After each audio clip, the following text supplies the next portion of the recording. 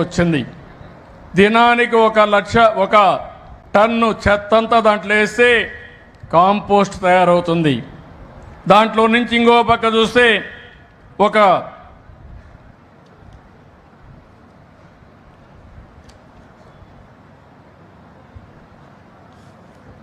ఇది మీరు చూసినప్పుడు బయోడైజెస్టర్ అనే పేరుతో 10 లక్షల రూపాయలు ఖర్చు పెడితే ఆ 10 లక్షల రూపాయలు అక్కడ ఇన్స్టాల్ చేస్తే దినానికి 1 టన్ను కన్వర్ట్ చేసే పరిస్థితి వస్తుంది. దీనికి ఇనోకులం మనకి ఒక మెటీరియల్ వేస్తే 2,000 రూపాయలు రోజుకు అవుతుంది. అంటే 25 రోజులకు 50,000 అవుతుంది. కూలి కూడా ఒక 15,000 అవుతుంది. 65,000 ఖర్చు పెట్టాలి. ఇందులో 1/3 33% ఎక్కడికక్కడ మీరు చూస్తే మనకు కాంపోస్ట్ ఎరువు వస్తుంది. ఇది అమ్మితే దగ్గర 1,17,000 రూపాయల ఆదాయం వచ్చే పరిస్థితి వస్తుంది. ఇది కాకుండా దాంట్లో నుంచి లెక్సిట్ అని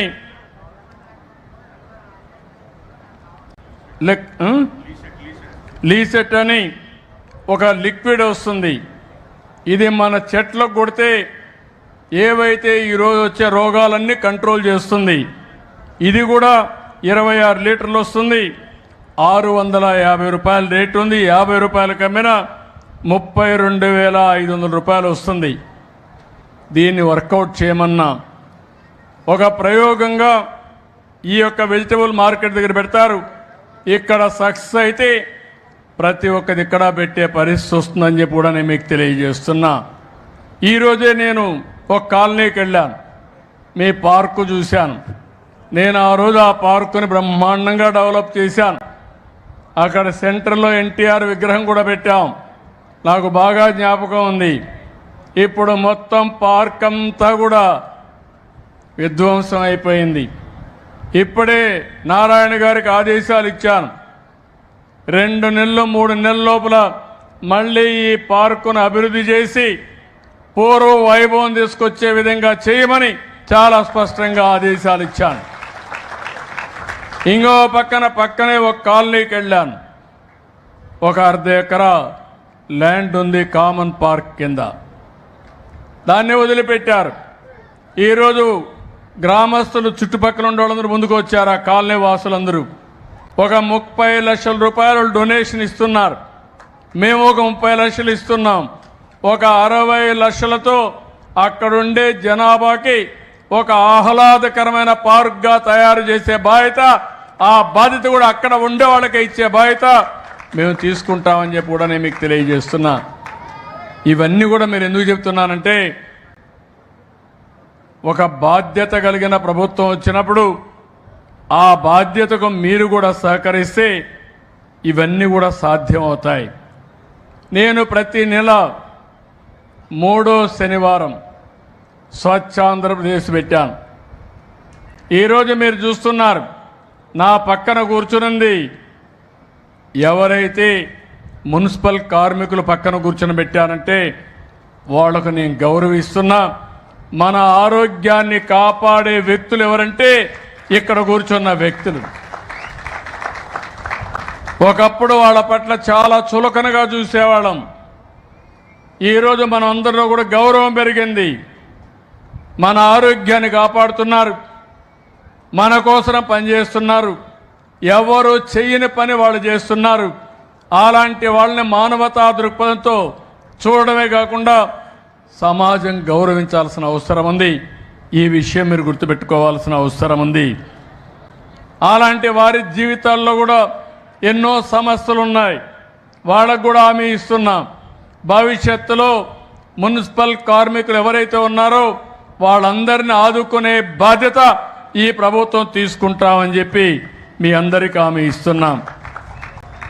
ప్రతి శనివారం మీరు ఒకసారి చూస్తే 3వ శనివారం రాష్ట్రంలో పనిచేసే అందరికీ ఒకటే విజ్ఞప్తి చేస్తున్నాను. 30 రోజుల్లో 29 రోజులు మన కోసం పనిచేద్దాం. ఒక్కరోజు మాత్రం మీ ఆరోగ్యం కోసం, సమాజం కోసం ఆలోచించండి. ఒక్కరోజు పని చేయకపోతే కొంపలు కూలిపోవు. ఒక్కరోజు చదువుకోకపోయినా పర్వాలేదు, ఉద్యోగస్తులు పనిచేయకపోయినా పర్వాలేదు, అందరినీ ఒకటే చెప్తున్నాను, మీ పరిసరాలు శుభ్రంగా పెట్టుకోండి. ప్రతి ఒక్కరూ ఇల్లు శుభ్రంగా ఉండాలి. ఇల్లు శుభ్రంగా చేసి ఇంట్లో చెత్త తీసుకొచ్చి వేరే వాళ్ళ ఇళ్ళలో వస్తే మంచిది కాదు, రోడ్డు మీద వేసినా మంచిది కాదు. ఈ విషయం గుర్తుపెట్టుకోవాల్సిన అవసరం ఉంది. మేము ఈరోజు చెప్తున్నాం, పొడి చెత్త అదే మరిగా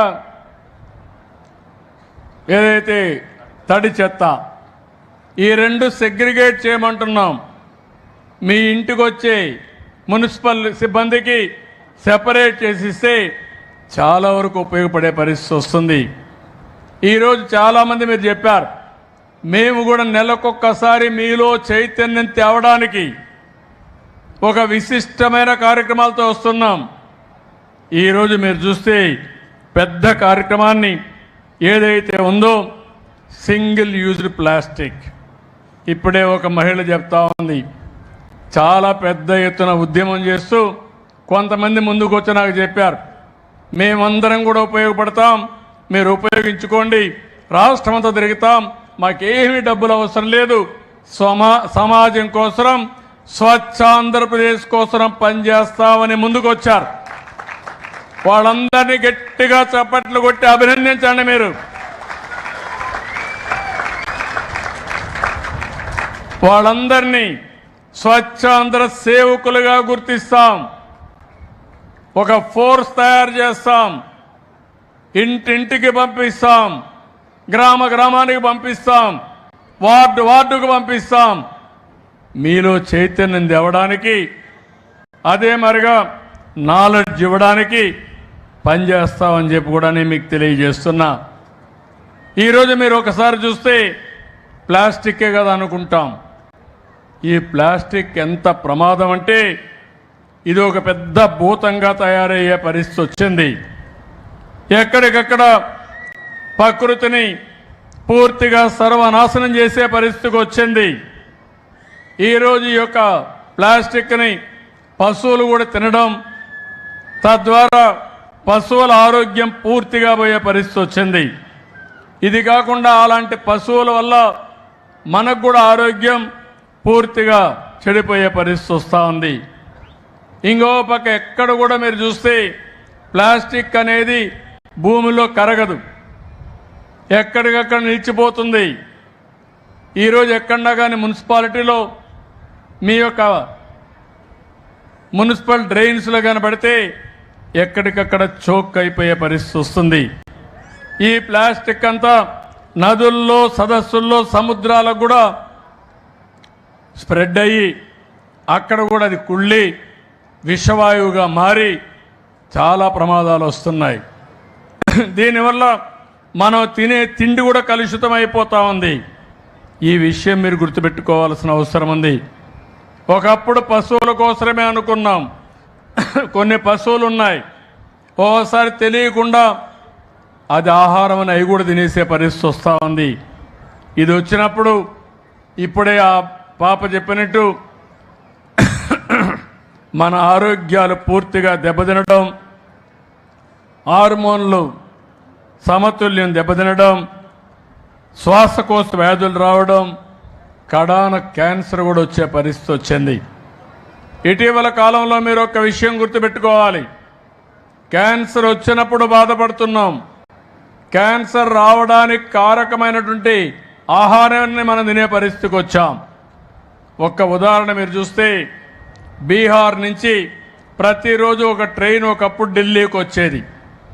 దేనికోసం అంటే కూలీలు వచ్చి పనిచేసి సాయంత్రం ఇంటికి పోయేవారు. ఇప్పుడు ఢిల్లీలో ఇటీవల కాలంలో కూలీ పనులు లేకుండా చాలామంది రావడం మానేశారు. కానీ పంజాబ్ నుంచి ఒక ట్రైన్ వస్తుంది. ఆ ట్రైన్ దేనికి వస్తుందంటే క్యాన్సర్ పేషెంట్లంతా పంజాబ్ నుంచి ఢిల్లీకి వస్తారు. ఈ విషయం మీరు గుర్తుపెట్టుకోవాలి. ఒకప్పుడు పంజాబ్ అంటే దేశాన్ని రక్షించే డిఫెన్స్ వ్యక్తులను తయారు చేసిన రాష్ట్రం, దేశానికి అన్నం పెట్టిన రాష్ట్రం. ఆంధ్రప్రదేశ్ అన్నపూర్ణ అయితే దీంతో సమాంతరంగా గోధుమలు కానీ ధాన్యంగానే పండించి దేశం మొత్తం పంపించే పరిస్థితికి వచ్చారు. అక్కడ ఎరువుల్లో ఏదైతే ఉందో క్రిమిసంహారక మందులు కానీ ఎక్కువ కెమికల్స్ వాడారు, ఫెర్టిలైజర్స్ వాడారు. దానివల్ల ఈరోజు చూస్తే అది క్యాన్సర్లు వచ్చే పరిస్థితి వస్తూ ఉంది. ఈ విషయం కూడా మీరు గుర్తుపెట్టుకోవాల్సిన అవసరం ఉంది. మొన్నే నేను మన రాష్ట్రంలో పుట్టినటువంటి నోరి దత్తాత్రేయుడిని అడ్వైజర్గా పెట్టి క్యాన్సర్ రాకుండా ఉండాలంటే ఏం చేయాలనో చేయడం కోసం చర్యలు తీసుకుంటున్నామని చెప్పి కూడా నేను మీకు తెలియజేస్తున్నా. ఈరోజు క్యాన్సర్ అనేది మనం నివారించుకునే అవకాశాలు కూడా ఉన్నాయి. యామారితే ప్రమాదం. ఈరోజు మీరు చూస్తున్నారు, మా మదర్ ఇన్ లా కూడా మా అత్తగారు క్యాన్సర్తో చనిపోతే ఆ రోజు ఎన్టీ రామారావు గారు చెప్పిన తర్వాత ఆవిడ పేరుతో బసవ తారకం క్యాన్సర్ హాస్పిటల్ పెట్టాం. ఈరోజు బాలకృష్ణ గారు చూసుకున్నారు. దాన్ని కొన్ని వేల మందికి ట్రీట్మెంట్ ఇచ్చే పరిస్థితికి వస్తున్నాం. ఈరోజు ఇలాంటి కార్యక్రమాలు చూసినప్పుడు నేను ఒకటే మిమ్మల్ని అందరినీ కోరుతున్నా, ఎట్టి పరిస్థితుల్లో సింగిల్ యూజ్డ్ ప్లాస్టిక్ని మనం ఎక్కడికక్కడ కంట్రోల్ చేయాల్సిన అవసరం ఉంది. దీనిపైన ఒక యుద్ధమే చేయాల్సిన అవసరం ఉంది.